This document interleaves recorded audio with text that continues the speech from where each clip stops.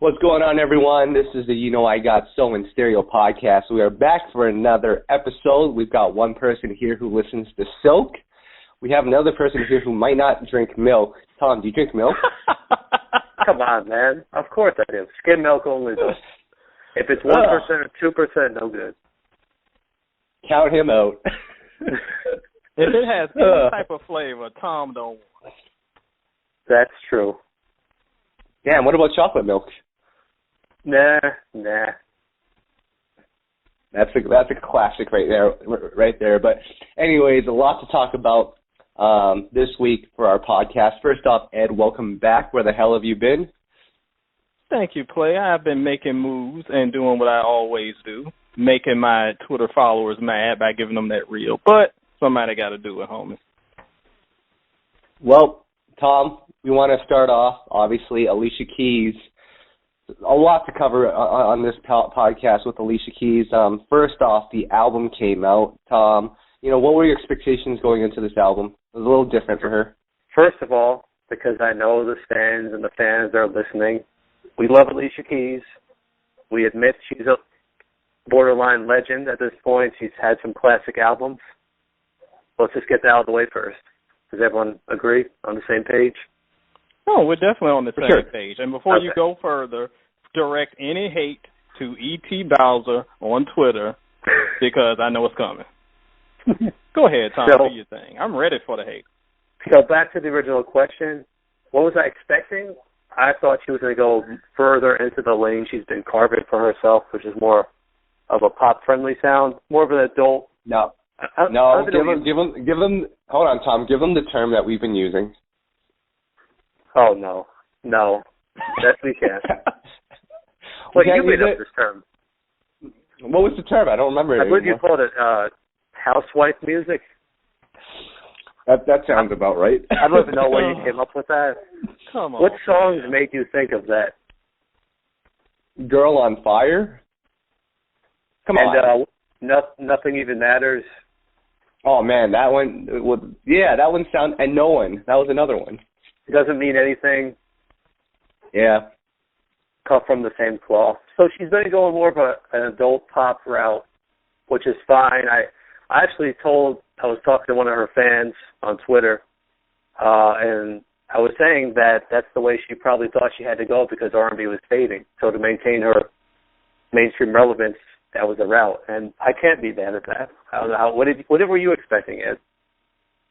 I was expecting exactly what you said. Now, there have been a lot of people since my review has been posted. Well, most of the response have been positive, I will say that. But leading up to the review, there were a lot of people, a lot of R&B faithful, wishing and pining for the days of fall. And let me keep it real for y'all, because it's 2016. That is not going to happen. If you look at Alicia's career and her growth and trajectory, just like Tom said, As I Am, that's the album with No One, which was huge, by the way, in case you forgot. That is when she started to shift over to that pop sound. And I don't see her going back to 2003 and 2001 to recapture that classic R&B sound. There will be elements of that in her music, but she's not going to go all the way back.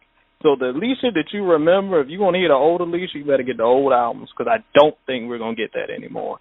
So I expected more of As I Am, more of the albums that we've heard in the more recent years. And this album reflects a little bit of that, but it also reflects a more socially conscious sound, and we'll get into that a little bit more later on.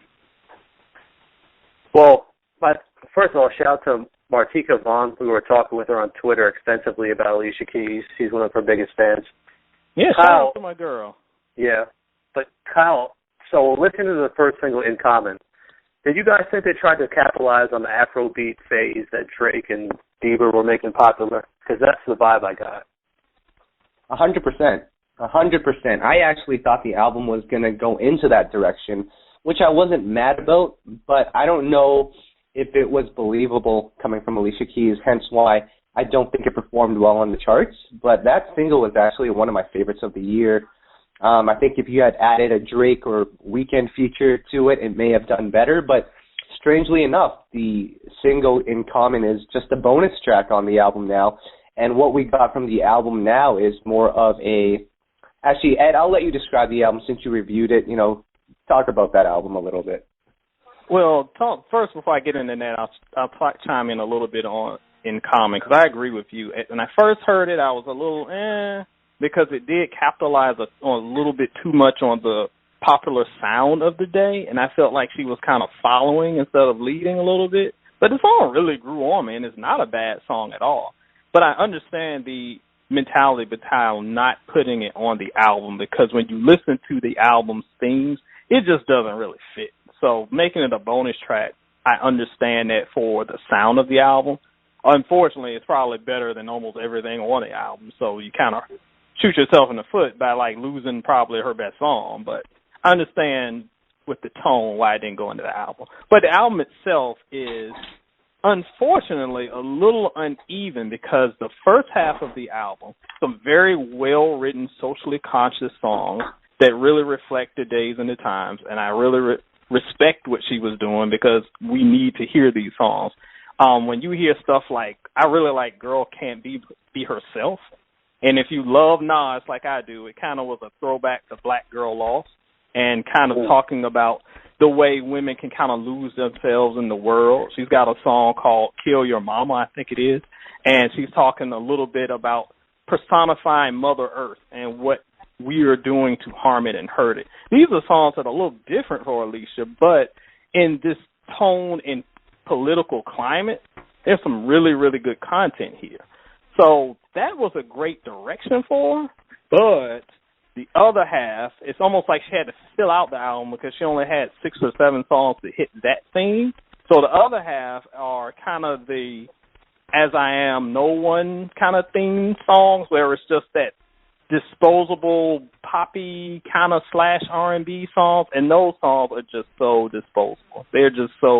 They're fine, but they're the kind of songs that she can knock out in her sleep. And with that dual sound, where you got stuff that's almost soulish mixed with weird kind of disposable popish, you got an album that sounds like 2 different albums, and that really hurts. Kyle, you were telling me you sorry, Kyle, you were saying you like the album. Why don't you tell us your thoughts on it? Well, I think Ed kind of nailed it on the spot. I really like the first half of the album. I think if you split the album in two, it's 2 separate albums. The first half of it, though, the production is very good on it. It's, Alicia Keys has always had a lot of great production on her album, and the first half is no different. But the one song that really kind of stood out to me as, I don't know, it kind of disappointed me, was the one that Pharrell produced, Work On It. Tom, I don't know if you've had a chance to listen to the album yet, but Work On It, it just wasn't executed properly for whatever reason. It had potential to be good, but it just didn't work out. But the first half is great, like you said, Ed. She Don't Really Care. That's classic Alicia Keys to me. The gospel is a little different, but it works for Alicia Keys. And then the single Blended Family, which, I didn't really particularly like too much as a single. I thought it was, I don't want to say corny, because, the subject is definitely relatable to a lot of people, but it just didn't seem right as a single. But once you put it on the album and you listen to it from top to bottom, it actually works out better. Yeah, I agree with that song specifically, because when I heard it, not even that it was a bad song, it just sounds more like an album cut than a single. It's weird to hear someone singing on the radio about how, hey, stepchild, I know that you know that all of your business is in the tabloids, and your mama and I used to hate each other, but now we love each other, and we all love the family. There's just too much going on for a single. So it kind of took me aback. But in the context of the album, it's great, because it's a song talking about family, and again, this is an album that kind of is talking about the changing world at large, and it really works in that context. No, for sure. A lot of different topics on this album, which is kind of cool to hear in R&B, which is, for the most part, usually just about love and breakups, and I guess nowadays turning up and all this other stuff. But speaking of change, guys, album sales have changed a lot. We've seen Alicia Keys from the beginning of her career to now. Are you guys ready for her first week sales? Because this is something we love doing. I'm ready. I don't know if she is. Alicia Keys is set to sell 33 to 38,000 first week. Thoughts? What'd the last one do? The last one did what? The one with the housewife music? No, come on. You said that, not me. Let me pull up the Wikipedia facts here. I checked my facts, 159,000. Wow. So that's a big drop. Yeah, but the thing is, I don't know. What does Alicia Keys sound like? Do you guys think she's lost her identity at all? Like, if I listen to Alicia Keys of her first 2 or 3 albums, I'm not hearing the same. I mean, I'm hearing an evolved version, but to me, it doesn't quite line up with what I heard back then. I kind of disagree with that. Yeah. Go ahead. Well, go ahead, Kyle. I was gonna say, especially the first half of the new album, it does sound like classic Alicia Keys. It's that New York sound in her, and it's believable. So I don't think she's necessarily lost her sound. I don't know. That's an interesting question, though. Yeah, I wouldn't say she's lost her sound at all, especially that she don't really care. That's some straight up. That sounds like that could be off the first album, right behind Girlfriend. Like, he even has like the throwback to Nas's One Love. It is straight, gritty R&B that she came up on. So I don't think she's lost the sound. I think that her sound has evolved in some ways.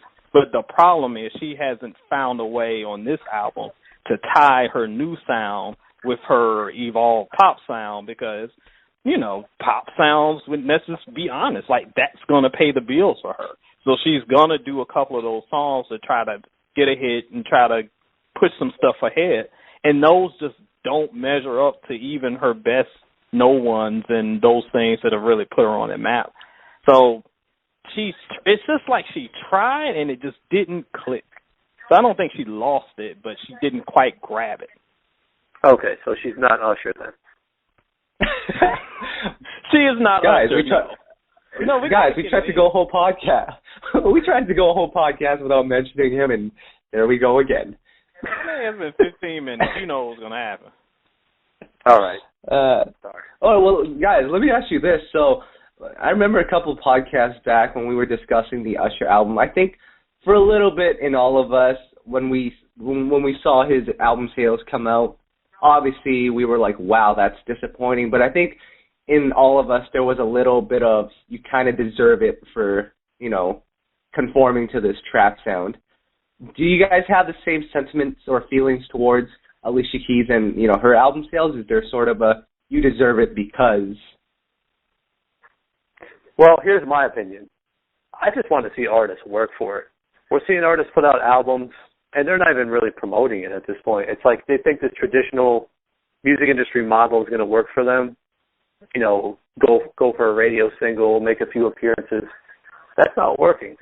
We keep talking about Tyrese every time, but he worked for it, and he got creative marketing. Look at Solange, the way she creatively marketed that album and put it out. We're going to talk about that probably later, but that's the way I like to see a project, have a plan for it. Don't just go this traditional route because it's not working, obviously. That's my opinion. Yeah, and I totally agree. I mean, shout out to my man B. Oliver who hit me up after my review today, and he is a big Alicia Keys fan and R&B fan. He said he had no idea that the album was out. And this isn't just a casual fan. This is a fan who follows the music, yet didn't know Alicia, who is might be the biggest female R&B artist that we have right now, and didn't even know she dropped an album. Like, that's kind of ridiculous when you think about, especially the lack of competition. Who else is dropping right now in R&B? Wait, I actually have a theory on why no one knew about the album. She wasn't wearing makeup on the album cover, so no one could recognize her. They didn't make her invisible, dog. We didn't know it was her. We thought that was someone else. Anyway. My goodness. What's the difference? My point is, artists, like Tom said, they got to grind harder. Like, it's no more dropping one single, going on Good Morning America, performing your little raggedy song, and hoping that you go $500 in the first Raggedy. week. That's not raggedy. That's not going to happen in 2016 when Solange can pop off of just Twitter buzz and Instagram and social media following. I'm not saying that that's the route everyone needs to take, but it shows that you need to be more creative to get your name out there and to get your music out there. You can't just go the traditional route. You know what? I mean, I tweeted out. Usher should tell you. I saw your tweet, and people were responding like, "What? She has an album coming out?" But Usher, okay. After all the love we've shown Usher, week in and week out, he should have sought out You Know I Got Soul for an in-depth sit-down interview, and we could have helped spread the word for real. We'd be like Anderson Cooper. Yes, we'd cover everything from the beginning. He would have been crying by the end.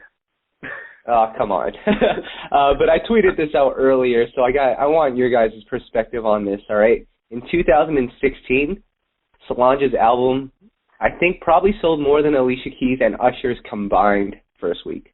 Alicia Keys and Usher, two of the biggest, if not the two biggest from the last decade. Solange, Beyonce's little sister, sold more. And consider this, not even just Beyonce's little sister, zero buzz. Like, that album came out of nowhere. This isn't Usher, who has been teasing an album for 2 years, or Alicia, who had a somewhat visible, even if not successful, but still visible single earlier this year. Well, the way she did it was smart, though, because not only was there zero buzz and no notice of it, everyone was talking about it immediately, and it was a great project from all the reviews coming out, so everyone gravitated to it immediately, and people were forced to know about it. So, you know, how is that different from someone putting out a single months in advance, working the project, hoping the single blows up?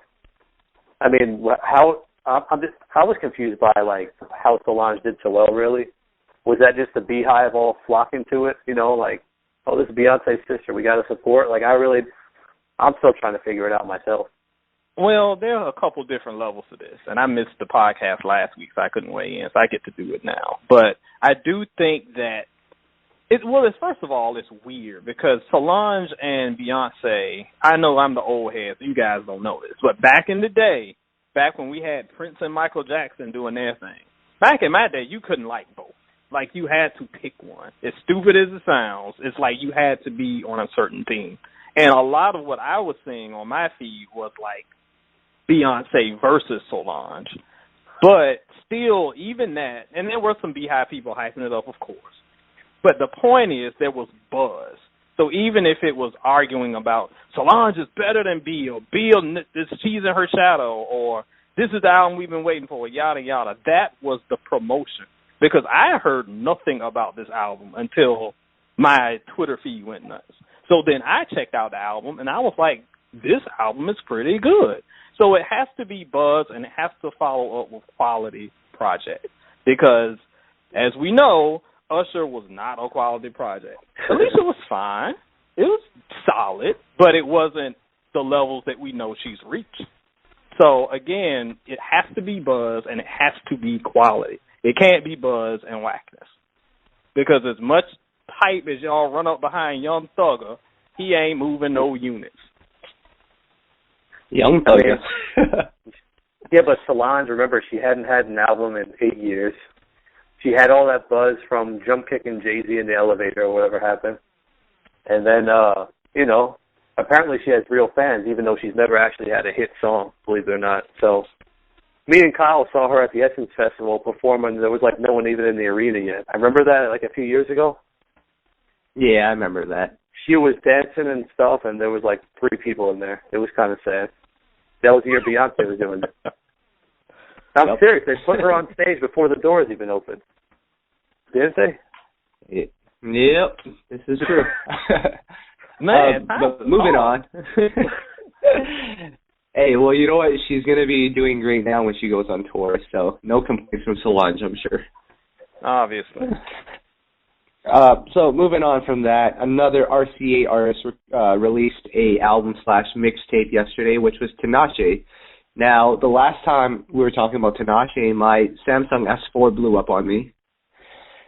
She puts out a new project yesterday, and my phone seems to be fine. But guys, I mean, obviously Tinashe is not one of our core artists, but as I tweeted about this earlier, it's just so interesting to see the contrast between Tinashe, the mainstream artist, versus the Tinashe that we discovered, the underground, dark, moody sounding Tinashe. And being that this is a mixtape, it kind of goes... His phone blew up. True story. The phone blew up. This is too classic. He predicted it. Damn. Mid-sentence, the phone blew up. I am weak. Yo, my bad. The phone blew up? The phone blew up, dog. Yep. Oh, man. All right, so, so Tinashe released her project yesterday. It's kind of interesting to see the contrast between Tinashe, the mainstream artist, versus Tinashe, the Tinashe that we discovered, the dark, moody sounding, underground Tinashe. This new project, Night Ride, I believe it's called, goes back to that original sound. Like, have we ever seen an artist where they had two separate sounds from two different type of projects? Like, I've never seen that before from anyone. Well, I think we've no seen one's it. coming to mind, but I feel like that's not that new. Can you think of anybody, Tom? I have to rack my brains for a minute. All I was going to say is, what you're hearing is the real Tinashe and the label created Tinashe. I mean, I think that's all that really comes down to. It's like that's what the label tells her she has to make, what will work on radio, versus who she really is. I mean, the sad part is really that she's never really going to... It's like the label has no idea what to do at this point. That's the sad part. No, for sure, because I look at it as, like, her image screams pop star. She can dance. She has the image of someone that, is a pop star, but her music is, like, the opposite of that. It's so dark and moody that it seems like it would have more of a cult following than a mainstream following. And, it's interesting you mentioned, like, because we're trying to think of different artists who may have experienced the same thing. Like, even someone like The Weeknd, he's sort of deviated from his original sound, but Tinashe keeps playing back and forth with hers. So I don't know. It just seems like an interesting case to me. It's interesting, but I think Tom hit it on the head. I think it's probably the difference between what she's being told to do and what she wants to do, and she has more freedom to do the sound that she wants on her mixtape projects. But when it's time for the label to say do whatever, then they do whatever.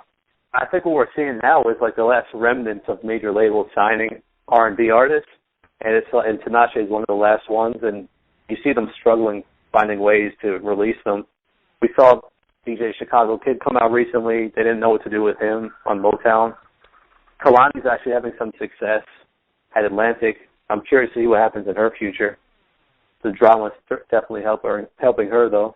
But really, it's sad, guys. There's not many major labels that have R&B artists left on the roster, and I think that's going to get even lower in the coming years. But Tinashe, I don't know if she'll last much longer on the label. We'll have to just see.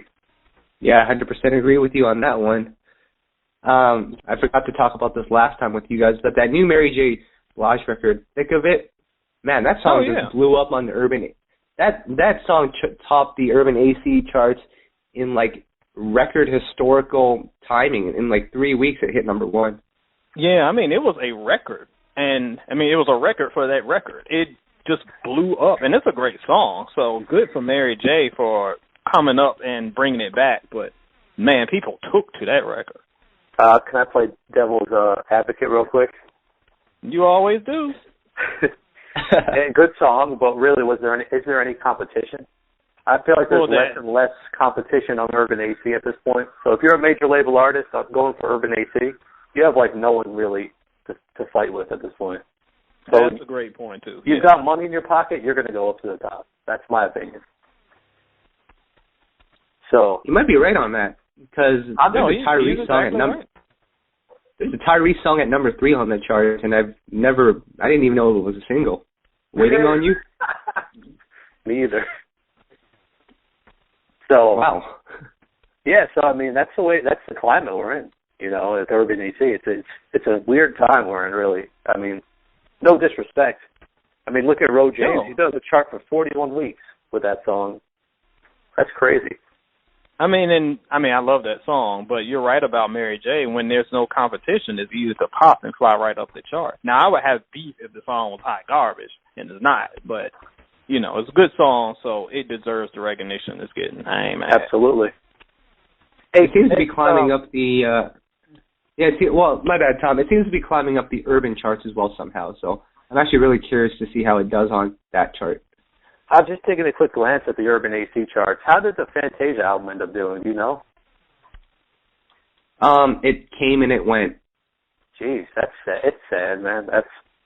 She's a true artist, and it's just he's a true artist. But again, let me play devil's advocate. The album was just all right. Like it wasn't like we missed out on some classic. It was an okay release. And I think a lot of fans were, at least the ones I talked to, were even a little disappointed in it because the expectations were really high.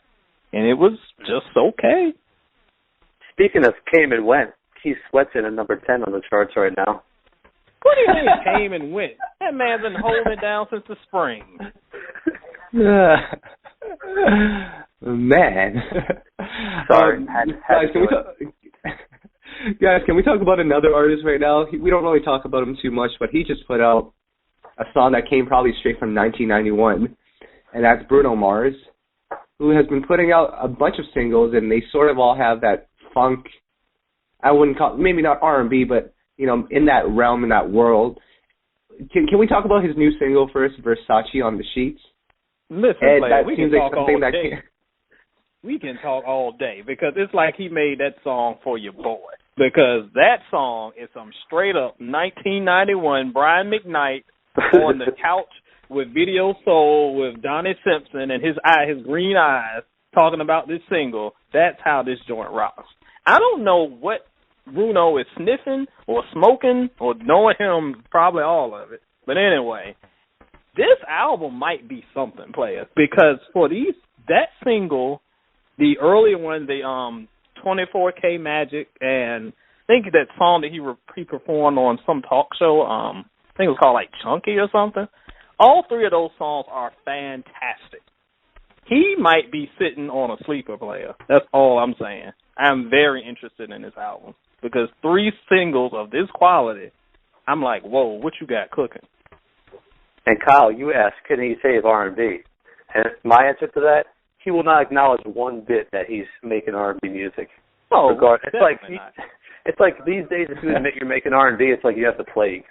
So that's my analysis of that.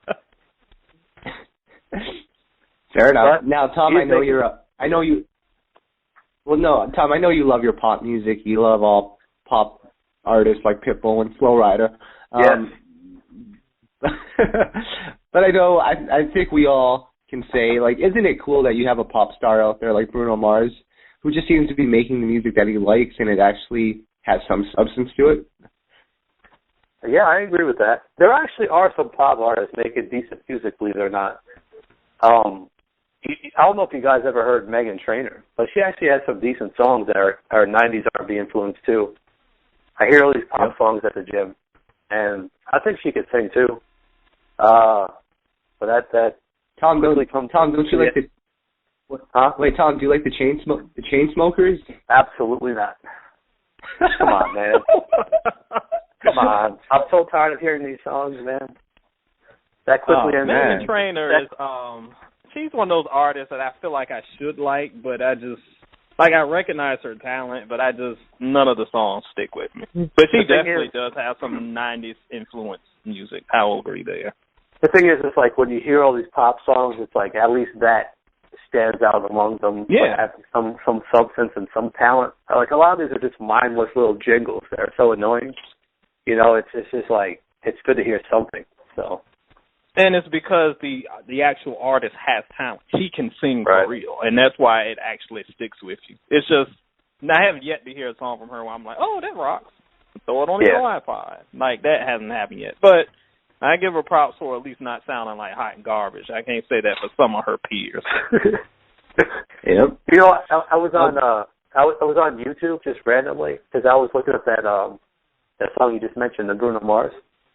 And on the sidebar, like the suggestions, one of them was Justin Bieber for I think it was Sorry or whatever.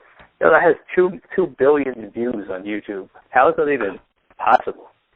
Because the believers are maniacs, player. I think they just put video on like repeat and just go to sleep and let it play while they're asleep. Like they will do stuff like that just to get the numbers up. Wow. I will see tweets that are like, "Let's get Bieber to," well, I guess they call him Justin. "Let's get Justin to 1 billion views." I'm like, player, go back to the 9th grade and like study it. Like do your homework.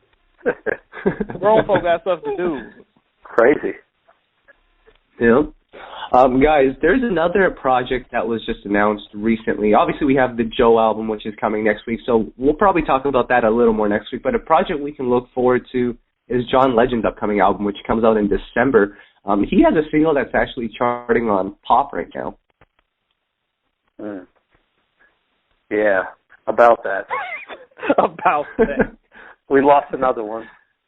I mean, John Legend, I don't think is ever coming back to what he was. I don't know. He's a celebrity now, you know. It changes things. Isn't it like a dancey It's the same thing as Alicia. Like, it's the same thing. They start out R&B, and to advance the sound and to get more listeners and more money, they had to go to pop route. And it worked at one point. We'll see if they can continue it because those pop audiences are so fickle. R&B fans. Well, would you guys say that? Well, would you guys say that John Legend, his popularity and how it's remained, how much? Give me a percentage. How much of that is because of Kanye West? Well, I thought that. You mean in 2016? I think that opened the door for him. I don't think that has any matter now. What do you think? I agree. No, I mean, if we were talking 2005, I would agree with that. But at this point, do people even remember that he's associated with Kanye other than, you know, fans who were with him from jump? I think fans who only knew him from, like, the All of Me song had no idea he was with Kanye. So I don't think it really has much to do with it now. So wasn't his first album trash? Didn't the only song, didn't Ordinary People save the whole project? But the first album? No. Trash. No. There was a couple. It wasn't great, though. Correct me if I'm wrong. It's been forever since I listened to it, but I remember it being overhyped. I definitely remember people hyping it up, and I'm like, this isn't as great as people are saying. But I don't remember. Yeah, I remember people garbage. I remember people throwing it out as a classic. No. Yes, they were. Yes, they were. Now, yeah, they were. Now, once again, that's a classic to me. The second album? Yeah. Nah. Oh, come Clearly, on. Tom is over there. Player, you got Bruno Mars over there with you, because you are smoking something if you think that second album is a classic. What? Did you didn't listen to it? I did, clearly you didn't. What are you talking about?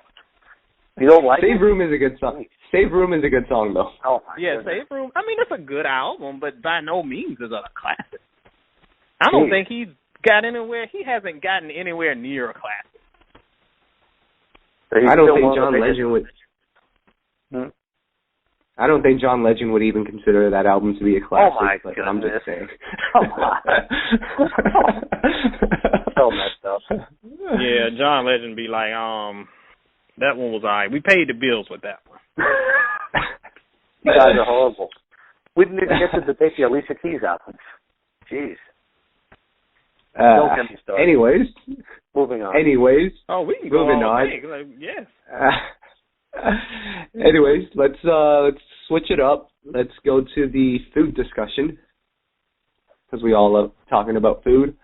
Halloween just happened. I hope none of you guys are still trick or treating.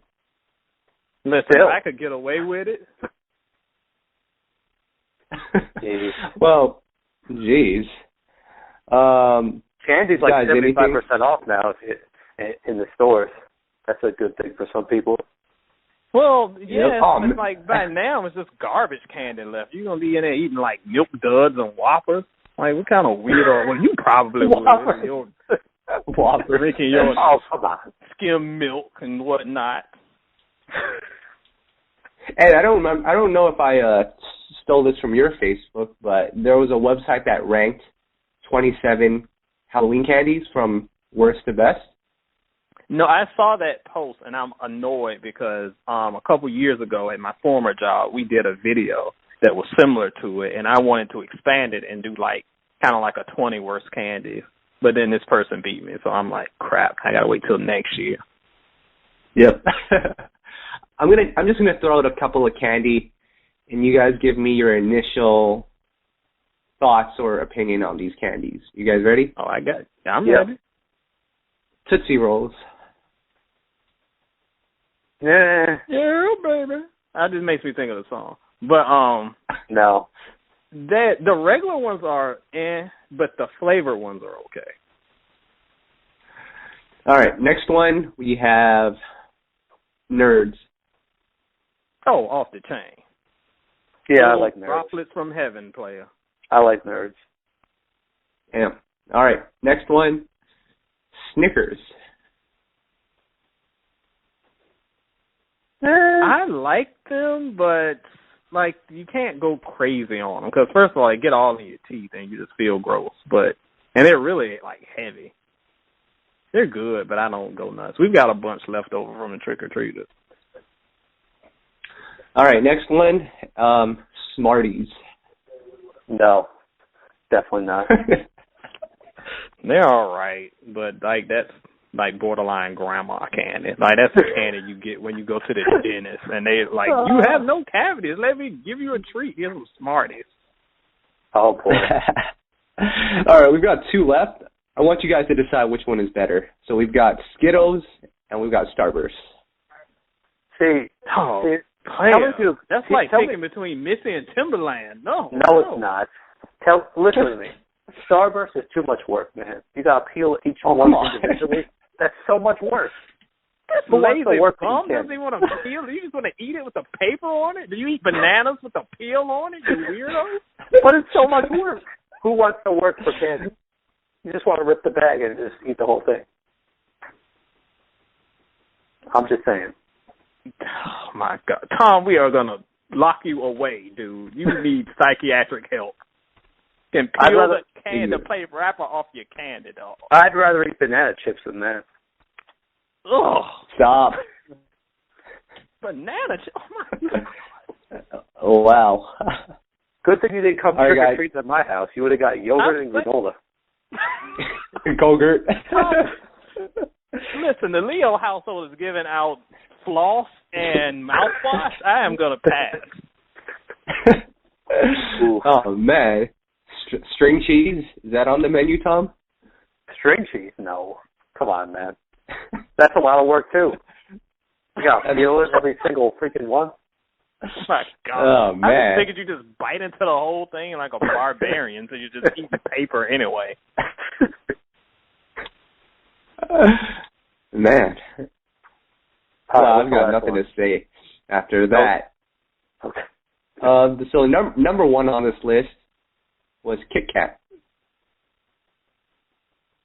Yeah, that's fine. The best Halloween candy is Kit Kat.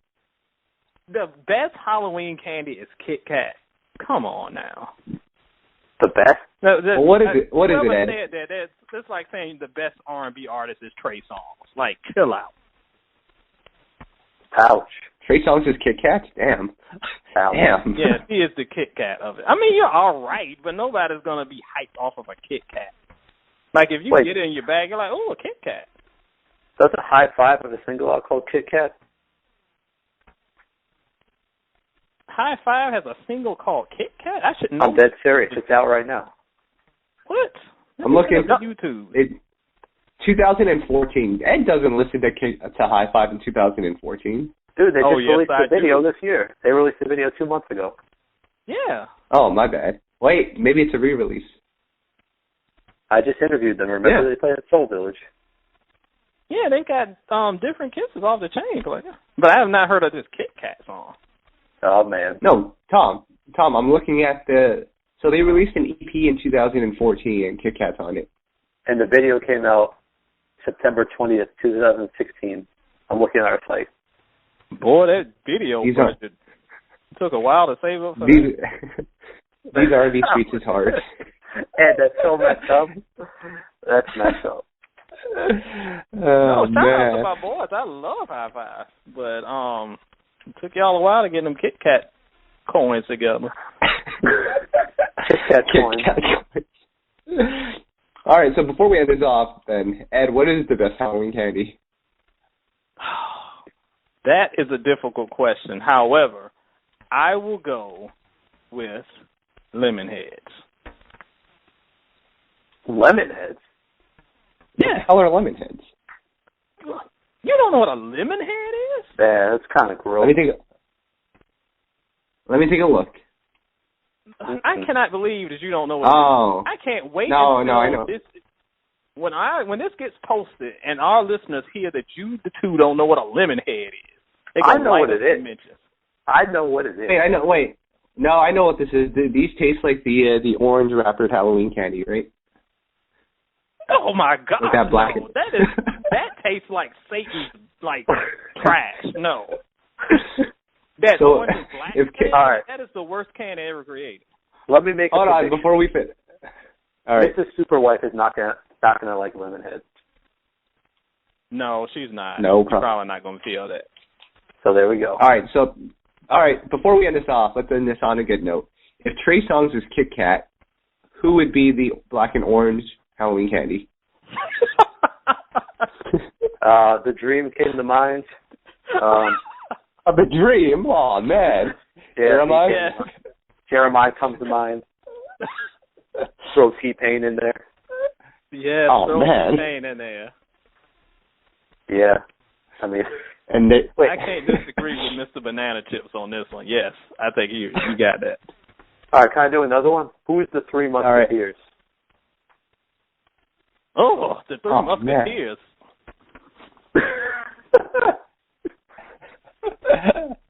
Tory Lanez, Bryson Tiller. Who else? Party Next Door. Yes, there you go. They're the three. Dude, you don't like Three Musketeers? Are you kidding me? They taste like what is it? Like, have you looked at what that is? It's like the inside of a couch cushion. It's like a whipped nougat or something. I don't know. It's like not human. Like, what is that? Well, my Three Musketeers is like Cisco, Genuine, and Case. That's my Three Musketeers. Good Lord, don't throw Case in there with that. Oh, shout out to the Case. And the last one we got to talk about candy corn. Candy corn is by far the most polarizing candy out there. Oh, the first three are good. After that, it starts going downhill. What is that like? What is it's like drinking with Tom? The first three are good, and then it just goes downhill. Wait, so the first three are good and then it's bad. So candy corn is like 112. I'm just kidding. Come on, man. The fifth 112 album was good. You know that. Kyle okay. wins tonight. Kyle wins the podcast. It was okay. Jeez. Wait, what about Jagged Edge? Who are they? Yeah. They're probably like... Yeah, I don't know how to go with that one. I'm not touching these. Well, guys, I don't know about you guys, but I don't plan on spending my Saturday evening comparing R&B artists to different Halloween candies. So, and I'll pass it on to you, what's going on soulandstereo.com. Well, if you haven't checked out Soul and Stereo lately, get your life right and go stop by and see what's up, because we got a bunch of stuff up. We've got Alicia Keys' album review is up. Probably by the time this posts, you will see Common's album review if you are into that.